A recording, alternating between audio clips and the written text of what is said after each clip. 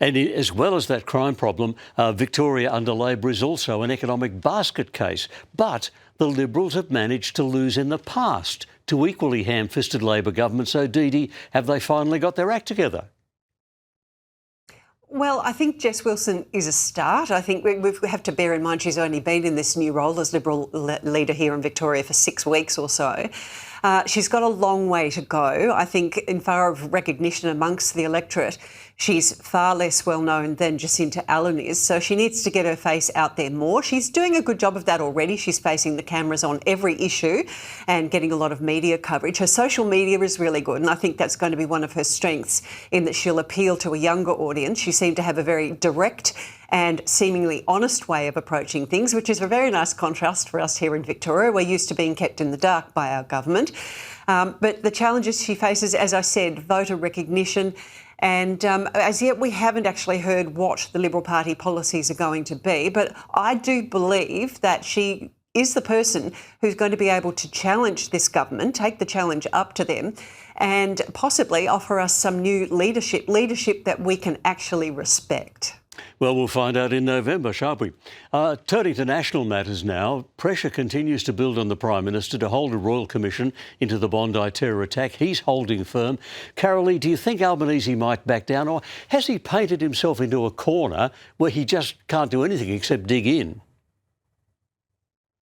Look, he does dig in. Kel, in your editorial earlier, you said it's his pride that won't let him do, but I just think that every day that goes by paints him more and more into a corner. We've now had the Human Rights Commissioner Lorraine Finlay coming out saying we need a royal commission. We've had former Labor frontbenchers come out as well. My issue is quite simple. Politics should not be difficult. What is there to hide? A royal commission has the ability to go to places where an internal inquiry can't. It can report back incrementally as well. It can compel agencies to be able to give evidence. If there is nothing to hide, why not hold one? And those excuses that it is ridiculous that, you know, Mr Albanese wants to spare victims from giving evidence, that is ridiculous because people are wanting it. The other question that we need to also press him on and keep the pressure on is who are these experts that he consulted not to hold a royal commission? Is it Penny Wong? Is it Tony Burke? Is it Chris Bowen? Who are these experts that he consulted? And Dennis Richardson has been around for a very long time. He was head of ASIO. But why has he suddenly been appointed?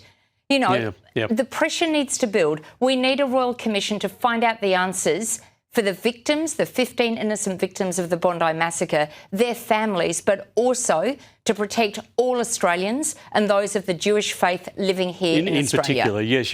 You're quite right. Quick final question, Dee Dee, 30 seconds. Has this Prime Minister lost the goodwill of the Australian people? He's absolutely failed us from the very beginning. He's allowed people to die on his watch. He has been pathetic in his response. He's been mocked the world over if you've looked at any of the international media. If you were an outsider looking in the aftermath of the Bondi attacks, you would have thought that Josh Frydenberg or Chris Minns were our Prime Minister, not the actual Prime Minister. I think he's been lame and pathetic, and I feel so disappointed and let down by him, and I know a lot of people do. Yes, indeed. Thank you very much for your time, and we will chat again in the new year, I would think.